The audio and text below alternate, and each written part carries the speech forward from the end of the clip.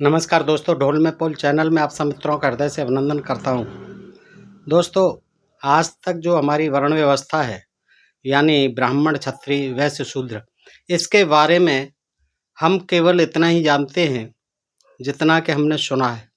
और हमने क्या सुना है या पढ़ा है कि ब्राह्मण जो है ब्रह्मा के मुख से, क्षत्रिय ब्रह्मा जी की भुजाओं से, और वैश्य जो है जंघाओं से, और शूद्र जो है पैरों से उत्पन्न हुए। यही सुना है हमने। लेकिन दोस्तों, जब हम तमाम ग्रंथों को पढ़ते हैं तो उससे तमाम तरह की जानकारियां हमें संदर्भ में मिलती हैं। दोस्तों, ये बड़ी रोचक जानकारी है और मैं चाहता हूं कि इस जानकारी से को आपसे शेयर करूं, क्योंकि दोस्तों मैंने विशद अध्ययन किया है और मैं आज इसी जो वर्ण व्यवस्था है, ये मनुष्यों की जो उत्पत्ति है, वो कहाँ किस ग्रंथ में कैसे कैसे लिखी हुई है, तो मैं आज 4-5 ग्रंथों से आपके सामने रखता हूँ। देखिए, ऋग्वेद से, ब्रह्म वैवर्त पुराण से, श्रीमद् भागवत गीता से, और श्री विष्णु पुराण से, और महाभारत से। इन सभी ग्रंथों में अलग अलग तरह की हैं जो आपने आज तक नहीं जानी है दोस्तों। तो आज आप जानिए। देखिए, ये जो है वेदों से प्रारंभ हुई वर्ण व्यवस्था। वेदों से कैसे हुई? उसमें कहा गया ऋग्वेद में कि विराट पुरुष पैदा हुआ था, और विराट पुरुष के मुख से ब्राह्मण। वहाँ कोई ब्रह्मा नहीं था और कोई नहीं था, ये जो है विराट पुरुष पैदा हुआ। विराट पुरुष के मुख से ब्राह्मण पैदा हुए, भुजाओं से क्षत्रिय पैदा हुए, जंघाओं से वैश्य पैदा हुए, और पैरों से शूद्र पैदा हुए। तो ये जो है दोस्तों वेद में मिलती है, ऋग्वेद में। आइए मैं आपके समक्ष रखता हूँ इसको। ये देखिए ऋग्वेद है दोस्तों, ऋग्वेद है, और ये जो है भाग 4 है। इसमें 10वां मंडल है, 90वां सूक्त है। तो इससे मैं बताता हूँ आपको। पहले थोड़ा सा देख लें कि ये विराट पुरुष थी क्या चीज़, कि जो विराट पुरुष, अब मैं वो तो नहीं पढ़ूंगा श्लोक, क्योंकि सहस्र शीर्षाम पुरुष सहस्राक्ष सहस्रपात सभूमि विश्वतो वृत्वाम अत्यतिष्ठन दृशांगुलम। ये पहला श्लोक है, 90वां सूक्त है 10वें मंडल का। इसमें देखिए, मैं केवल हिंदी सुनाता हूँ। जो विराट पुरुष हजारों सिर, हजारों आँखों और हजारों पांवों वाला है, वह समस्त पृथ्वी को व्याप्त करके 10 उंगलियों से आवृत किए है। यानी उसकी उंगलियां इतनी बड़ी हुई हैं कि 10 उंगलियों से ही सारे ब्रह्मांड को, पृथ्वी को घेरे हुए, व्याप्त किए हुए। तो बिल्कुल होगा, क्योंकि वो विराट पुरुष जो है, हजारों सिर हैं उसके, हजारों आंखें हैं, और हजारों पांव हैं।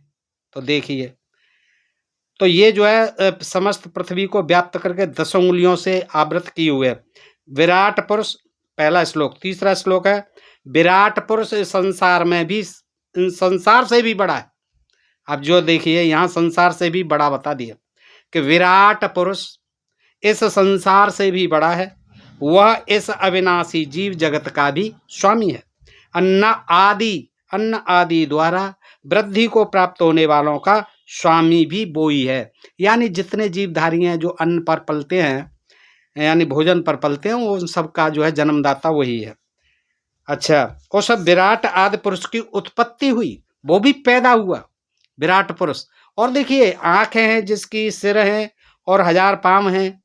तो वो क्या है? शरीरधारी है। यानी कोई शरीरधारी पुरुष, उसकी कल्पना की गई कि ऐसा पुरुष था। देखिए, ये ऋग्वेद का है दोस्तों ज्ञान। उस विराट आदि पुरुष की उत्पत्ति हुई। कोई इसमें समझने की कठिन चीज नहीं है, आप समझिए, आसानी से समझने की चीज है। कहते हैं कि ज्ञान, बड़ा ज्ञान भरा हुआ है। अब इस ज्ञान को आप हासिल कीजिए। उस विराट आदि पुरुष की उत्पत्ति हुई। उत्पत्ति होते ही वह विराट विभाजित होने लगा। जैसे कोशिकाएं जो है जब मिल जाती हैं पुरुष के मादा का डिंब और उसके स्पर्म, तो वो जो है विभाजित होने लग जाती हैं तुरंत। या अंडे में भी ऐसे ही निषेचन होता है। सब जीवों का फर्टिलाइजेशन ऐसे ही होता है। तो क्या होता है, उसमें तुरंत जो है विभाजित होने लगती हैं सेल्स, जो है कोशिका। तो उसकी भी विराट पुरुष जैसे ही उत्पत्ति हुई, उत्पत्ति होते ही वह विराट विभाजित होने लगा। हो सकता है एक शैलीय पैदा हुआ हो, फिर वो जल्दी जल्दी जल्दी जल्दी बहुकोशिकीय बनता चला गया और फिर तो पूरा ब्रह्मांड लपेट लिया उसने, जो है इतना बड़ा हो गया। अच्छा, ये जो 1000 सिर थे, 1000 आँख थी, एक्चुअल गिनती नहीं है। हजारों आंखें, हजारों सिर, हजारों पैर। और देखिए, उससे भूमि आदि पिंडों और मनुष्यों की उत्पत्ति हुई। उसी विराट पुरुष से उत्पत्ति होते हुए विराट विभाजित होने लगा, फिर उससे ये भूमि बनी और आदि पिंडों और मनुष्यों की उत्पत्ति हुई। और देखिए, पुराण आते आते क्या हो गया कि ब्रह्मा के शरीर से हुए। मैं बताता हूं दोस्तों। तो फिर उससे भूमि आदि पिंडों और मनुष्यों की उत्पत्ति हुई। किससे? विराट पुरुष से। आगे चलते हैं। ये जो उस सर्वात्मक यज्ञ पुरुष से ऋग्वेद और सामगान प्रकट हुए, उसी से यजुर्वेद और अथर्ववेद की ऋचाओं का उदय हुआ, उसी विराट पुरुष से। ये ऋग्वेद कहता है। और वैसे जो पुराण आदि हैं वो क्या कहते हैं? ब्रह्मा जी के मुख से निकले वेद, जो है चारों वेद। और उस सर्वहुत यज्ञ से यज्ञ किया ऋषियों ने, उसकी हव्य दी। तो उस सर्वहुत यज्ञ से तृप्तकारक आज्य की उत्पत्ति हुई। उससे वायु में विचरण करने वाले, वनों और ग्रामों में निवास करने वाले मनुष्यों की उत्पत्ति हुई। देखिए, उससे जो वन में रहने वाले वनवासी लोग और ग्रामवासी लोग, ग्रामों में निवास करने वाले मनुष्यों की उत्पत्ति हुई। पता नहीं शहर वाले कहाँ से पैदा हुए। ठीक है। अच्छा, अब क्या कहता है? उस विराट यज्ञ पुरुष से दोनों ओर दांत वाले पशु, देखिए उसी से। और यहाँ सब ब्रह्मा से बताते हैं, कोई कहीं से बताते हैं, मैं आपके सामने रखता हूँ। ये दोस्तों बड़ी जानकारी दिलचस्प है, इसको आपको ग्रहण करना चाहिए। देखिए, उस विराट यज्ञ पुरुष से दोनों ओर दांत वाले पशु, अश्व, घोड़े, गायें, बकरी और भेड़ें आदि उत्पन्न हुए। यानी उससे मनुष्य भी पैदा हुए और यज्ञ पुरुष से ही, उसी से, विराट पुरुष से पशु पैदा हुए, घोड़े पैदा हुए, गाय पैदा हुई, बकरी और भेड़। लेकिन जानवर तो बहुत होते, कीड़े मकोड़े, तमाम जीवधारी हैं, कोई गिनती नहीं है। तो वो खास खास के उन्होंने बता दिए। और इसमें भी देखिए, हाथी नहीं बताया, शेर नहीं बताया, बकरी और भेड़, पशु, अश्व, गौएं, ये दांत वाले पशु बताए। अच्छा, इसी का जो बिल्कुल प्रसिद्ध है श्लोक कि ये है, आपको मैं बताता हूं। यहां से वर्ण व्यवस्था का जन्म होता है। ब्राह्मणो अस्य मुखमासीद बाहु राजन्य क्रतः उरु तदस्य यद्वेशम पदभ्याम शूद्रो अजायतः। 12वां श्लोक है दोस्तों। इसका अर्थ है कि उसके, विराट पुरुष के मुख से ब्राह्मण, भुजाओं से क्षत्रिय, जंघाओं से वैश्य तथा पैरों से शूद्र वर्गों की उत्पत्ति हुई। किसकी? शूद्र वर्गों की उत्पत्ति हुई। तो दोस्तों, ये आपने देखा। उसके मन से चंद्रमा, मन से विराट पुरुष, नेत्रों से सूर्य। अब 2 नेत्र थे तो 2 सूर्य होने चाहिए। नेत्रों से सूर्य, कर्णों से वायु, कानों से वायु पैदा हुई, और प्राण एवं मुख से इंद्राग्नि की उत्पत्ति हुई। उसकी नाभ से अंतरिक्ष, सिर से स्वर्ग, पैरों से भूमि, कानों से दिशाएं प्रकट हुई। इसी प्रकार लोकों का निर्माण हुआ। तो दोस्तों, ये देखिए आपने, वर्ण व्यवस्था जो है यहाँ से प्रारंभ हुई, ऋग्वेद से, और इस विराट पुरुष से प्रारंभ हुई। ये आपने देखा, जो कुछ भी है ये विराट पुरुष था, उसके बारे में मैंने आपको बताया, समझ में आया होगा। अब चलते हैं दोस्तों ब्रह्म वैवर्त पुराण की तरफ।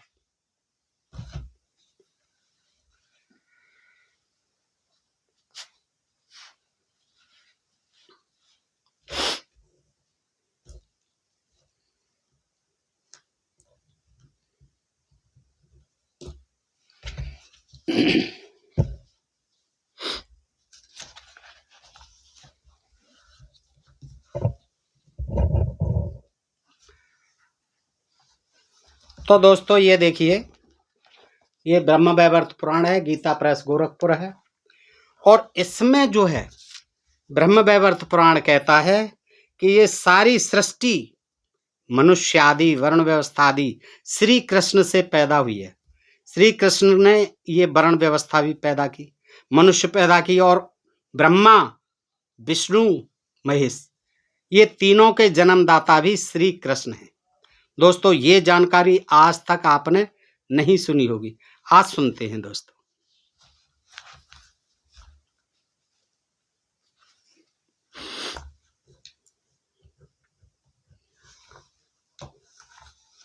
तो देखिए इसमें जो है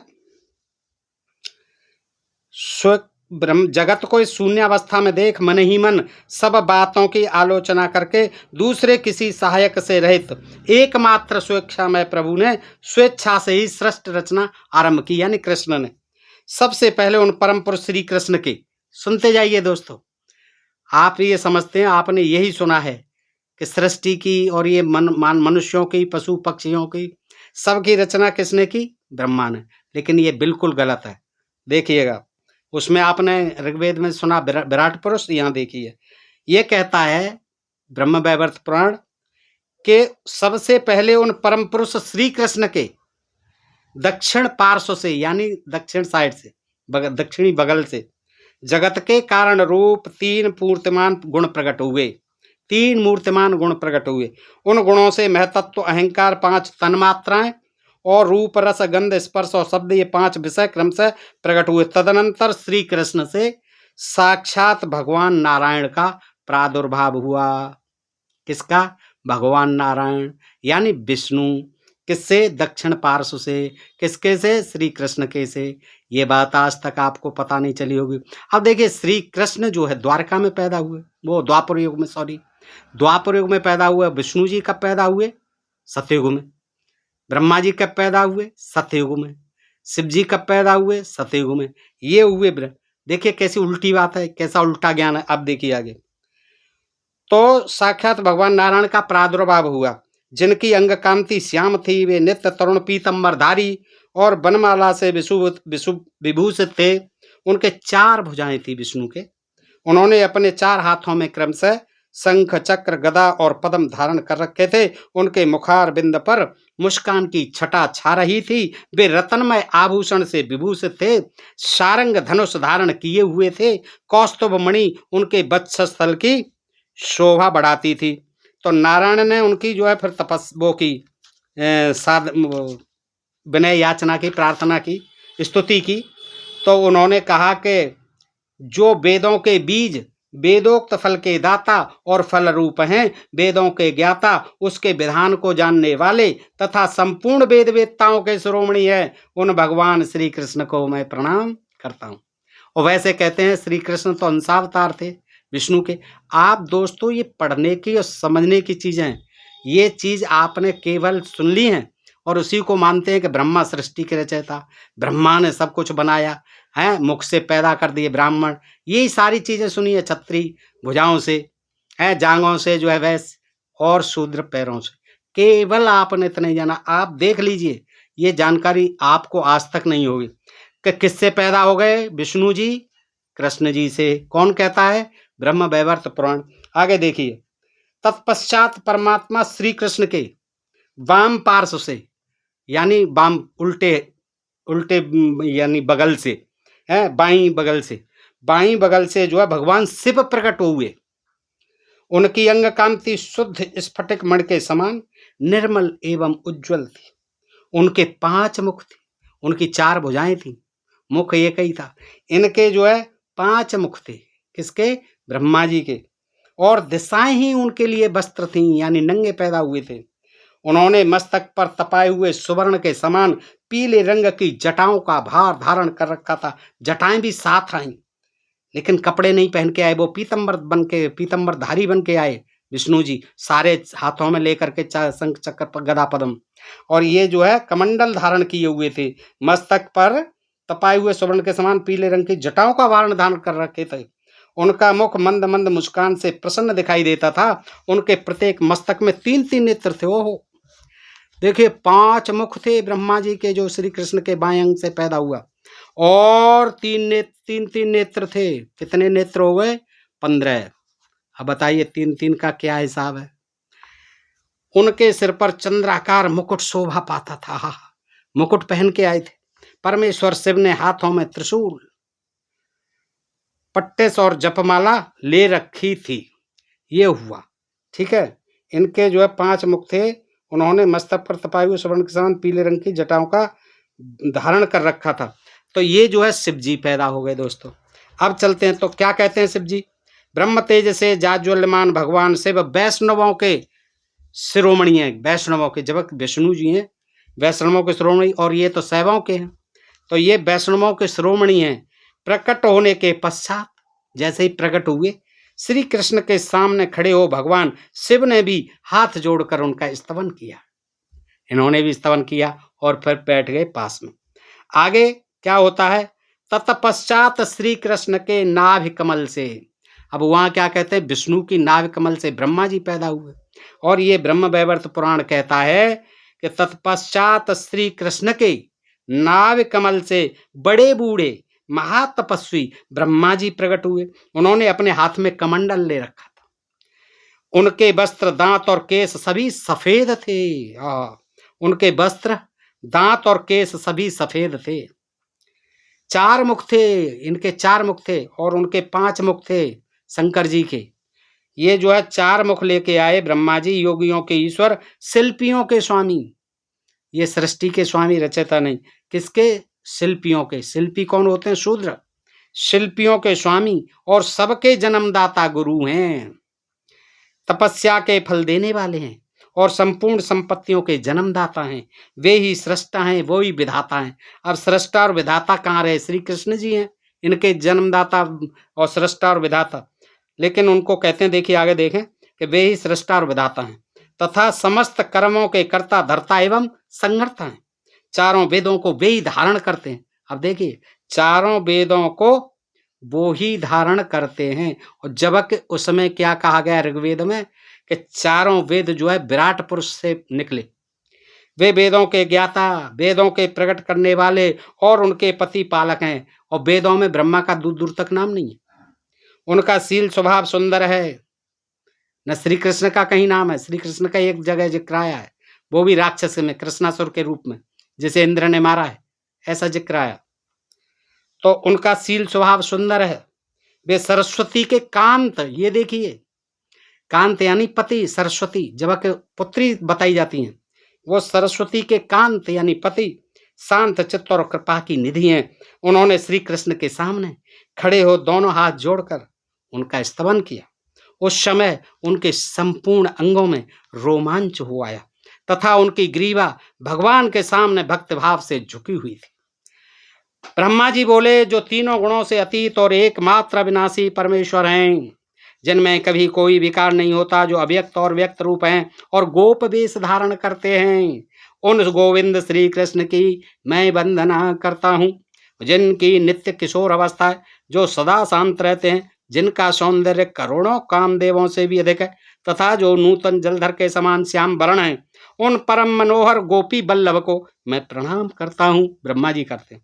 जो वृंदावन के भीतर रास मंडल में विराजमान होते हैं, रास लीला में जिनका निवास है, तथा जो रास जनित उल्लास के लिए सदा उत्सुक रहते हैं, उन रासेश्वर को मैं नमस्कार कहता हूँ। ऐसा कहकर ब्रह्मा जी ने भगवान श्री कृष्ण के चरणों में प्रणाम किया और उनकी आज्ञा से नारायण तथा महादेव जी के साथ संभाषण करते हुए श्रेष्ठ रत्नमय सिंहासन पर बैठे। तो दोस्तों, इसी से आगे फिर धर्म की, फिर तमाम जो है ये जितने भी जीव जंतु हैं, मनुष्य हैं, सब जो है श्री कृष्ण से ही पैदा हुए हैं दोस्तों। और ये बात जो है श्री कृष्ण ने स्वयं कही है कि मैंने ही इस वर्ण व्यवस्था को, ब्राह्मण क्षत्रिय वैश्य शूद्र को मैंने ही बनाया। तो ये जो है किसी ब्रह्मा ने नहीं बनाया, किसी के मुख से नहीं निकले, ये श्री कृष्ण ने बनाई व्यवस्था। मैं अब इसको आपके सामने श्रीमद् भागवत गीता से ही रखता हूं दोस्तों। आइए,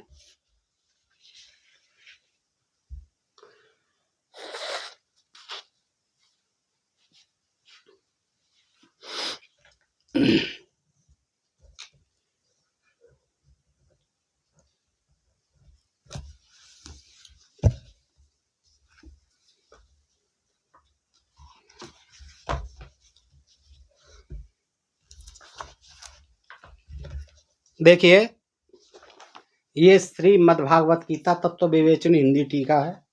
ये भी जयदयाल गोयंदका जी ने की है, इसकी भाषा जो है। तो दोस्तों, इसमें देखिए श्री कृष्ण कहते हैं चौथे अध्याय में श्लोक नंबर 13 में, चातुर्वर्ण्यम मया सृष्टम गुणकरम विभाग सह और तत्स्य कर्तारमपि मां विद्यम कर्तारमव्यम। ये जो है 13वां श्लोक है। इसमें क्या कहा है श्री कृष्ण ने? ब्राह्मण, क्षत्रिय, वैश्य और शूद्र, इन 4 वर्णों का समूह गुण कर्मों के विभाग पूर्वक मेरे द्वारा रचा गया है। ये किसी ब्रह्मा के मुख से नहीं निकले, ये गलत सुना है आपने आज तक। ये पुराणों का ज्ञान है जो बहुत बाद में दिया गया है। देखिए क्या कहते हैं, ये विराट पुरुष की भी बात फेल हो गई वेद की। यहाँ जो है ये गीता कहती है कि श्री कृष्ण स्वयं कह रहे हैं अर्जुन से कि ब्राह्मण, क्षत्रिय, वैश्य और शूद्र, इन 4 वर्णों का समूह, इनके गुण और इनके कर्मों के विभाग पूर्वक मेरे द्वारा रचे गए हैं। इस प्रकार उस सृष्टि रचनादि कर्म का कर्ता होने पर भी मुझ अविनाशी परमेश्वर को तू वास्तव में अकर्ता ही जान। क्या? परमेश्वर को कर्म का कर्ता होने पर भी तू मुझे अविनाशी परमेश्वर को तू वास्तव में कर्ता ही जान। कहते हैं मैं अविनाशी ईश्वर हूँ। अविनाशी ईश्वर कहाँ थे आप? शरीर था, आप तो साकार ईश्वर थे और आपने एक बहेलिया के तीर मारने से प्राण तज दिए थे। तो दोस्तों इस तरह से ये गीता से आपने देखा वर्ण व्यवस्था श्री कृष्ण की बनाई हुई। अब देखिए ये विष्णु पुराण है दोस्तों, गीता प्रेस गोरखपुर है।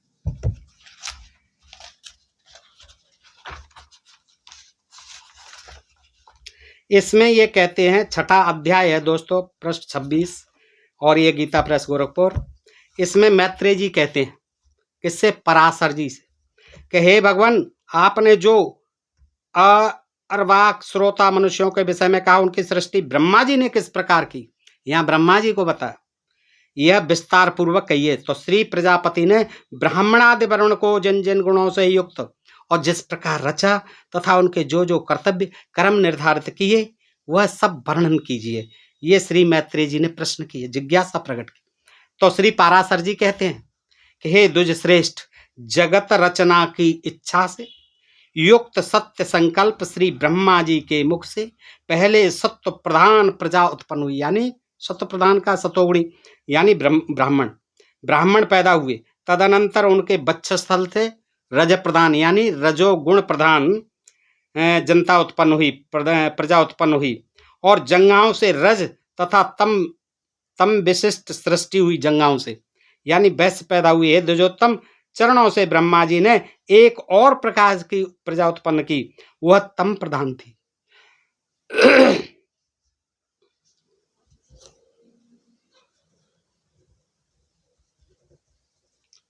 क्या कहा? ये ही सब चारों वर्णों, ये हे द्विजोत्तम चरणों से ब्रह्मा जी ने एक और प्रकार की प्रजा उत्पन्न की, वह तम प्रधान थी यानी तमोगुण प्रधान थी। ये ही सब चारों वर्ण हुए। इस प्रकार हे द्विजोत्तम ब्राह्मण, क्षत्रिय, वैश्य और शूद्र ये चारों क्रमशः ब्रह्मा जी के मुख, वक्षस्थल, जान और चरणों से उत्पन्न हुए। ब्रह्मा जी ने यज्ञ अनुष्ठान के लिए यज्ञ के उत्तम साधन रूप इस संपूर्ण चातुर्वर्ण की रचना की। यज्ञों के लिए चातुर्वर्ण की रचना की। हे धर्मज्ञ, यज्ञ से तृप्त होकर देवगण जल बरसा कर प्रजा को तृप्त करते हैं, अतः यज्ञ सर्वथा कल्याण का हेतु है। ये देखा आपने श्री विष्णु पुराण से। इससे क्या देखा कि ये ब्रह्मा जी से बता दिए, ये पुराण में आया। फिर देखिए यहाँ जो है कहानी बदल दी गई, ब्रह्मा ब्रह्मा ब्रह्मा। अब जो दोस्तों लास्ट में मैं आपके सम्मुख रखता हूँ महाभारत से। ये देखिए महाभारत है, प्रथम खंड है, गीता प्रेस गोरखपुर, बहुत पुरानी पुस्तक है, आप देख रहे होंगे दोस्तों। अब इसमें जो है क्या है, इसमें जो देखिए कि महर्षि भृगु ब्रह्मा के हृदय से प्रकट हुए थे। ये ब्राह्मण थे, भृगु ऋषि थे। ये जो है मुख से पैदा नहीं हुए, पहले ही ब्राह्मण थे। ये कहाँ से पैदा हुए? महर्षि भृगु ब्रह्मा के ये ससुर थे, विष्णु जी के। तो महर्षि भृगु ब्रह्मा के हृदय से प्रकट हुए थे, हृदय से निकले थे, ये मुख से नहीं निकले थे। पहले ब्राह्मण थे। भृगु के शुक्राचार्य के अतिरिक्त च्यवन नामक पुत्र हुए। वे अपनी माता की रक्षा के लिए गर्भ से निकल आए थे। माता की रक्षा के लिए दूसरे देखे भृगु के बाद शुक्राचार्य के अतिरिक्त च्यवन पुत्र हुए। च्यवन जो है क्या है, अपनी माता के गर्भ से निकले आए थे, तो ये गर्भ से हो गए। ये जो है मुख से तो नहीं हुए। उनकी पत्नी का नाम था आरुणी। अब आरुणी था किसकी पत्नी का नाम? च्यवन की पत्नी का नाम। तो आरुणी, उसकी जांग से औरव का जन्म, काय से? ब्रह्मा के मुख से नहीं, ये सब ब्राह्मण हैं। देखिए, तो उसको जो है जांग से औरव का जन्म हुआ, स्त्री के, उनकी पत्नी का आरुणी था। आरुणी से जो है च्यवन की ये पत्नी थी, च्यवन की पत्नी, उसका नाम था आरुणी, और उसकी जांग से औरव ऋषि का जन्म हुआ। देखिए, अब जांग से और जन पैदा हुए तो ये कौन हो गए? ये वैश्य हो गए। जांग से तो वैश्य पैदा हुए, लेकिन यहाँ ब्रह्मा का वो नहीं है। अब ये जो है ब्रह्मा के तो वो निकले आए हृदय से भृगु। अब उनका आगे देखिए वंश कैसे चल रहा। अच्छा, औरव के ऋचिक हुए जो जांग से निकले, और ऋचिक हुए तो देखिए वो भी वैश्य हुए, और ऋचिक के जमदग्नि हुए। अगर माना जाए तो वैसे ये ब्रह्मा से पैदा नहीं हो रहे, तो ऋचिक के कौन हुए? जमदग्नि, यानी परशुराम के पिताजी। और जमदग्नि के चारों पुत्रों में परशुराम जी सबसे छोटे थे, शस्त्र कुशल भी थे। उन्होंने ही क्षत्रिय कुल का नाश किया था, ये हर जगह आता है। उन्होंने ही क्षत्रिय कुल का नाश किया था। ब्रह्मा के 2 पुत्र और भी थे, धाता और विधाता। वे मनु के साथ रहते हैं। कमलों में निवास करने वाली लक्ष्मी उन्हीं की बहन है। किसकी? दाता विधाता की, यानी ब्रह्मा जी की बेटी। कौन? लक्ष्मी। और किसको ब्याई गई? विष्णु को। विष्णु जी कौन हुए? दामाद। इस हिसाब से लक्ष्मी जो अगर उनकी बहन थी दाता विधाता की, जो कि ब्रह्मा के पुत्र थे, तो ब्रह्मा की बेटी कौन हुई? लक्ष्मी। और लक्ष्मी के बारे में भी अनेक कथाएं, कहीं भृगु ऋषि की पत्नी वो बेटी बताई, कहीं जो है आपने देखा समुद्र में से पैदा हुई। तो इस तरह से, ठीक है, लक्ष्मी उन्हीं की बहन है। शुक्र की पुत्री देवी वरुण की पत्नी हुई। जो शुक्र हुए पैदा, तो शुक्राचार्य के अतिरिक्त भृगु के थे, ये भृगु के पुत्र थे शुक्राचार्य। तो शुक्र की पुत्री देवी वरुण की, वरुण देवता थे, उनको ब्याह दी गई। उसके नाम, पुत्र का नाम बल हुआ, और पुत्री का नाम सुरा हुआ। जब प्रजा अन्न के लोभ से एक दूसरे का हक खाने लगी, तब उस सुरा से ही अधर्म की उत्पत्ति हुई। अधर्म कहाँ से पैदा हुआ? उस सुरा से अधर्म पैदा हुआ, जो समस्त प्राणियों का नाश कर देता है। अधर्म की पत्नी का नाम था निरति। उसके 3 बड़े भयंकर पुत्र थे, भय, महाभय और मृत्यु। मृत्यु के पत्नी पुत्र कोई नहीं है, मृत्यु को कोई नहीं है, मृत्यु के कौन होगा? तो दोस्तों, इस प्रकार से आपने देख रहे हैं आप कि यहाँ जो है मुख वाली कोई बात नहीं है, केवल हृदय से निकले हैं भृगु, और देखिए उनका वंश चल रहा है। अच्छा, ये जो है ताम्रा थी, उनकी 5 कन्याएं हुई ताम्रा के। अब ये जो है ये सब उसकी दक्ष प्रजापति की हैं, ये भी ब्रह्मा की पोती हुई। तो क्या है, काकी, सैनी, भासी, धृतराष्ट्री, सुखी, और काकी से उल्लू पैदा हुए, सैनी से बाज पैदा हुई। ये 5 कन्याएं थी ताम्रा की। अच्छा, सैनी से बाज पैदा अब देखिए स्त्रियों से पशु पक्षी भी पैदा हो रहे हैं। काकी से उल्लू पैदा हुए, सैनी से बाज पैदा हुए, भासी से कुत्ते और गीध। अब बताइए, कुत्ते और गीध एक ही माँ से कैसे पैदा हो जाएंगे? और इनके पतियों का नाम नहीं है। भासी से कुत्ते और गीध, कुत्ते और गीध का क्या साथ है? एक पशु है, एक जानवर है। और धृतराष्ट्री से हंस, कलहंस एवं चक्रवाक, और सुखी से तोतों का जन्म हुआ। अब ये देखिए आप। और बिनता जो थी उससे गरुड़ का जन्म हुआ, ये पशु पक्षियों में ही आता है। और जो विनीता थी वो कद्रु थी, उससे जो है सारे ये सांप आदि पैदा हुए, सारे सर्प। तो क्रोधा से 9 कन्याएं हुई, मृगी, मृगमंदा, हरि, भद्रमना, मातंगी, ये जो हुई। और मृगी से मृग पैदा हुए, ये बेटी हैं इनकी, ताम्रा की और आदि की। और मृग मंदा से रीछ हुए, और ये कहते हैं सब ब्रह्मा जी से पैदा हुए थे। ब्रह्मा जी से कहाँ पैदा हुए? ये तो मनुष्यों से पैदा हो रहे हैं, अन्य मनुष्यों से सृष्टि बन रही है। देखिए, और कहीं कहते हैं ब्रह्मा के रोमों से ये हुआ, कहीं उसके अंगूठे से पैदा हुए। दक्ष प्रजापति जो उनके अंगूठे से पैदा हुआ, दाएं से, बाएं से उनकी पत्नी पैदा हुई। तो ये भी कहानी है। अब यहाँ जो है देखिए महाभारत का है, ये पुराणों की कहानी है। वो ये महाभारत बता रहा है मृगमंदा से रीछ पैदा हुए, और इसमें ब्रह्मा का कोई मतलब नहीं है। सुमर छोटी जाति के मृग, भद्रमना से ऐरावत हाथी। बताइए, स्त्रियों से हाथी पैदा हो रहे हैं। हरि से चंचल घोड़े, हा हा। बानर एवं गौ के समान पूंछ वाले दूसरे पशु और शार्दूली से सिंह, बाघ और गैंडे उत्पन्न हुए शार्दूली से। ये देवियां हैं सब, ये इनकी जो है दक्ष कन्या की, दक्ष प्रजापति की कन्या है ये सब। तो दोस्तों देखिए, आप सोचिए, ये महाभारत का ज्ञान कितनी गपोड़े भर दिए गए हैं, फिर भी कहते हैं बड़ा ज्ञान है, और इसीलिए इस पर बैन लगा दे, मत पढ़ो नहीं तो तुम्हारे घर में महाभारत हो जाएगा। लोग नहीं पढ़ते हैं डर के मारे। अब देखिए क्या बेतुकी बातें, हंसी आती है। मातंगी से 17 के हाथी और श्वेता से श्वेत दिग्गज हुए, सुरभि से रोहिणी, गंधर्वी बिमला और अनला नाम की 4 कन्याएं हुई। रोहिणी से गाय बैल, देखिए रोहिणी से गाय बैल, गंधर्वी से घोड़े, अनला से खजूर, हो वृक्ष भी देवियों से पैदा हो रहे हैं। ताल, हिमताल, ताली, खजूर का, सुपारी और नारियल, ये 7 पिंड फल वाले वृक्ष उत्पन्न हुए। कहाँ ब्रह्मा का कोई मतलब ही नहीं है, महाभारत है ये। अनला की पुत्री सुकी ही तोतों की जननी हुई। सुरसा से कंक पक्षी और नागों का जन्म हुआ। सुरसा से अरुण की भार्या सैनी से संपाति और जटाई हुए। कद्रू से